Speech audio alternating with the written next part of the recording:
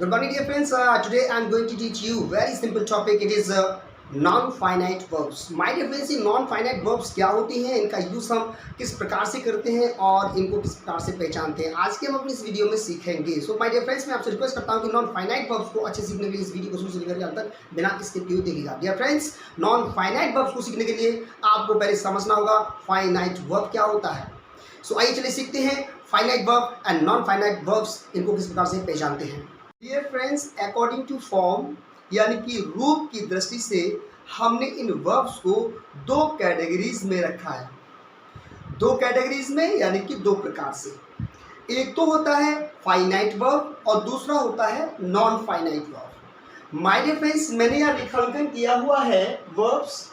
First आपका finite verb and second non finite verb. मैंने यहाँ ये भी शो किया है कि नॉन फाइनाइट वर्ब के अंतर्गत तीन ब्रांचेस हैं. Number first infinitive, second Geraint and third participles. इनको हम बाद में स्टडी करेंगे. पहले हम समझ लेते हैं what are the finite verbs and what are the non finite verbs, यानी कि फाइनाइट वर्ब्स क्या होती हैं और नॉन फाइनाइट वर्ब्स क्या होती हैं. आइए चलिए एग्जाम्पल से समझते हैं.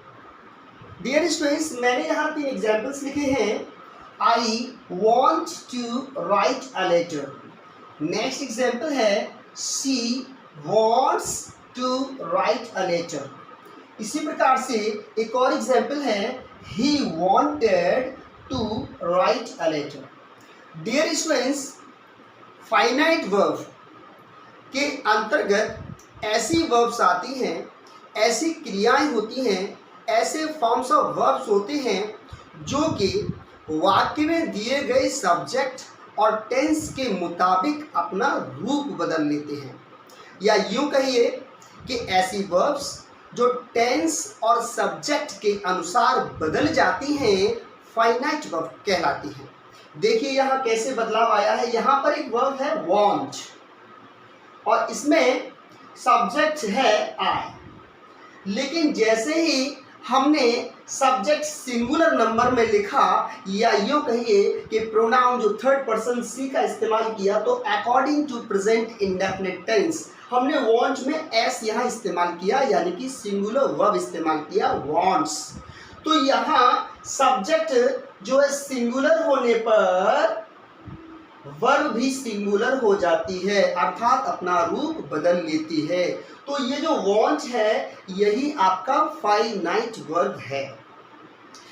ठीक इसी प्रकार से टेंस को भी बदला. ये प्रेजेंट इंडेफिनिट टेंस के उदाहरण है, लेकिन मैंने यहाँ पास्ट में टेंस डाला. पास्ट इंडेफिनिट का जैसे ही एग्जाम्पल लिया तो हमारी वर्ब में बदलाव आ गया. यानी कि ये जो वर्ब है इसमें हमने सेकंड फॉर्म इस्तेमाल किया वांटेड.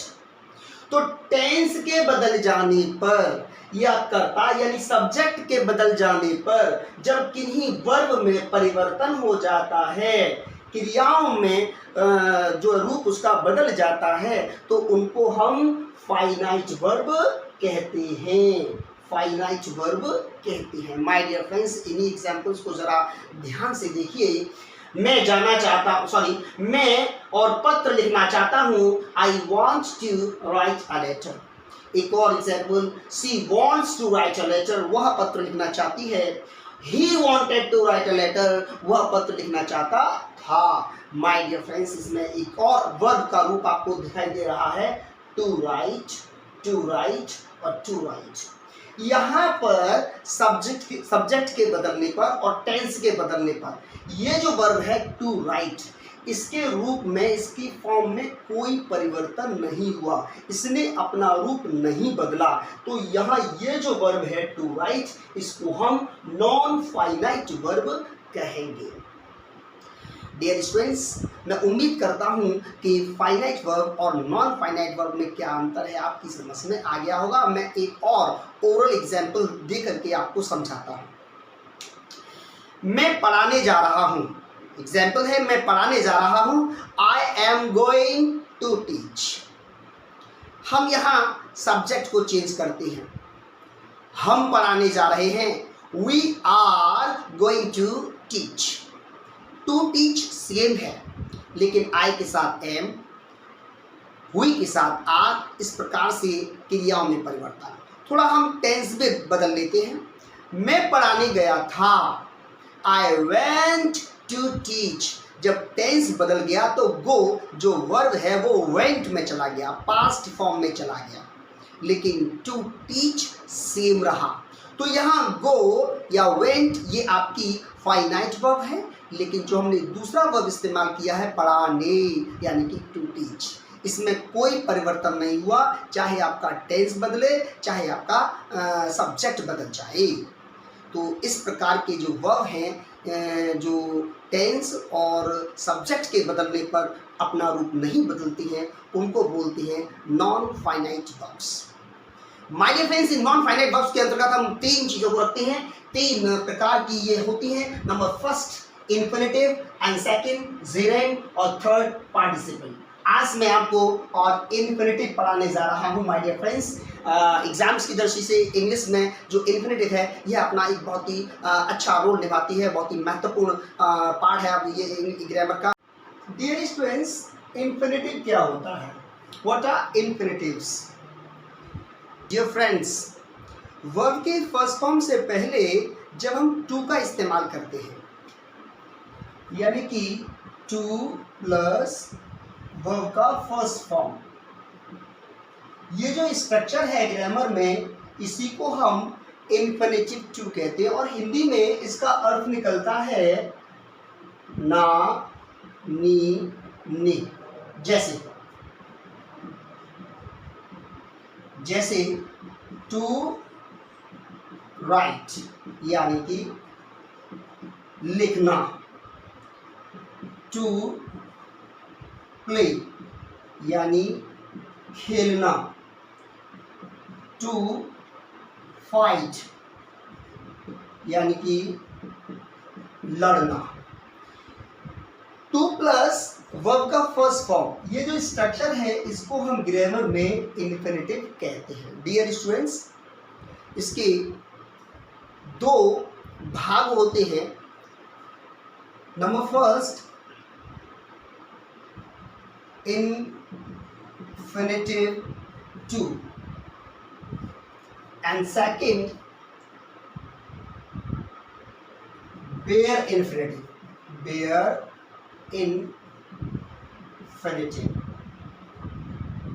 इन्फिनेटिव टू का इस्तेमाल कैसे करते हैं और बेयर इन्फिनेटिव का इस्तेमाल हम कैसे करते हैं, आइए चलिए एग्जाम्पल्स की सहायता से समझते हैं। डियर स्टूडेंट्स, हम इन्फिनेटिव टू का प्रयोग निम्न प्रकार से करते हैं। आइए चलिए समझते हैं। इन्फिनेटिव टू का प्रयोग सबसे पहले हम करते हैं एज अ नाउन यानी कि नाउन के रूप में। और जब ये नाउन के रूप में प्रयोग होता है तो वाक्य में या तो वो सब्जेक्ट बन के आएगा या ऑब्जेक्ट बन के आएगा जो नाउन की तरह कार्य करेगा। ठीक इसी प्रकार से हम इन्फिनेटिव का प्रयोग एक एडजेक्टिव की भांति भी करते हैं। और जब एडजेक्टिव की भांति हम इन्फिनेटिव का प्रयोग करेंगे तो ये एक नाउन को क्वालिफाई करेगा, उसकी विशेषता बताएगा। ठीक इसी प्रकार से लास्ट हम इसे एडवर्ब की तरह इस्तेमाल करते हैं, यानी क्रिया विशेषण की तरह से भी इन्फिनेटिव का प्रयोग किया जाता है। और जब ये एडवर्ब की तरह इस्तेमाल किया जाएगा तो उस टेंस के अंतर्गत जो वर्ब है या एडजेक्टिव है उसको क्वालिफाई करने का काम करेगा। आइए चलिए समझते हैं उदाहरण की सहायता से। पहला एग्जाम्पल है हमारे पास, to teach is an art. Hindi बनती है इसकी कि पढ़ाना एक कला है। डियर फ्रेंड्स, यहाँ पर ये जो टू टीच है ये सब्जेक्ट बनकर के इस वाक्य में आया है। और नेक्स्ट एग्जाम्पल है, I want to play hockey, यानी कि वॉन्ट के बाद ये टू प्ले एक ऑब्जेक्ट बनकर के यहाँ हमारे वाक्य में हमारे सामने इन्फिनेटिव का प्रयोग किया है। और ये दोनों ही नाउन की तरह वर्क कर रहे हैं, इसीलिए हम यहाँ पर इन दोनों ही वाक्यों में इन्फिनेटिव का प्रयोग एक नाउन के रूप में समझेंगे या मानेंगे। नेक्स्ट एग्जाम्पल है, he has a book to read. Hindi बनती है इसकी, उसके पास पढ़ने को एक किताब है। तो ये किताब यानी कि एक नाउन है और इसको ये क्वालिफाई कर रहा है, नाउन को क्वालिफाई कर रहा है पढ़ने को। तो यहाँ पर इन्फिनेटिव का प्रयोग एक एडजेक्टिव की तरह हुआ है, नाउन को क्वालिफाई कर रहा है, इसीलिए हम यहाँ पर इन्फिनेटिव का प्रयोग एडजेक्टिव की भांति समझेंगे। लास्ट एग्जाम्पल है हमारे पास, ही वॉज शॉक्ड टू सी मी, यानी कि वह मुझे देखने पर क्या हुआ, शॉक्ड हो गया। आश्चर्यचकित हो गया, यानी कि उसे धक्का लगा, एकदम शॉक हो गया मुझे देखने पर। तो यहाँ पर ये जो शॉक्ड है एक एडजेक्टिव है, और एडजेक्टिव को ये टू सी यानी कि इन्फिनेटिव क्या कर रहा है, क्वालिफाई। तो जब कोई इन्फिनेटिव किसी एडजेक्टिव या वर्ब को क्वालिफाई करता है तो वह एडवर्ब कहलाता है। तो यहाँ पर हमने और इन्फिनेटिव का प्रयोग एक एडवर्ब की तरह से किया है। आइए हम कुछ और एग्जाम्पल्स यानी कि मिक्स एग्जाम्पल समझ लेते हैं जो इन्फिनेटिव के होंगे और एज अ नाउन यानी कि सब्जेक्ट के रूप में, ऑब्जेक्ट के रूप में, एडवर्ब के रूप में और एडजेक्टिव के रूप में। इन चारों ही प्रकार से जो मिक्स एक्सरसाइज है उसकी हम प्रैक्टिस कर लेते हैं। आइए फ्रेंड्स, हम इन्फिनेटिव टू की एग्जाम्पल्स के द्वारा प्रैक्टिस करते हैं। धूम्रपान करना एक बुरी आदत है। धूम्रपान करना एक बुरी आदत है, यानी कि to smoke is a bad habit. Next है तैरना एक अच्छा व्यायाम है। तैरना, to swim is a good exercise. किसी प्रकार से नए सबक सिखाना आवश्यक था। To teach him a lesson. इसका मतलब है उसे सबक सिखाना क्या था, आवश्यक था। Was necessary. किसी प्रकार से उस नदी को पार करना कठिन था। उस नदी को पार करना यानी कि टू क्रॉस दैट रिवर। उस नदी को पार करना कठिन था। वॉज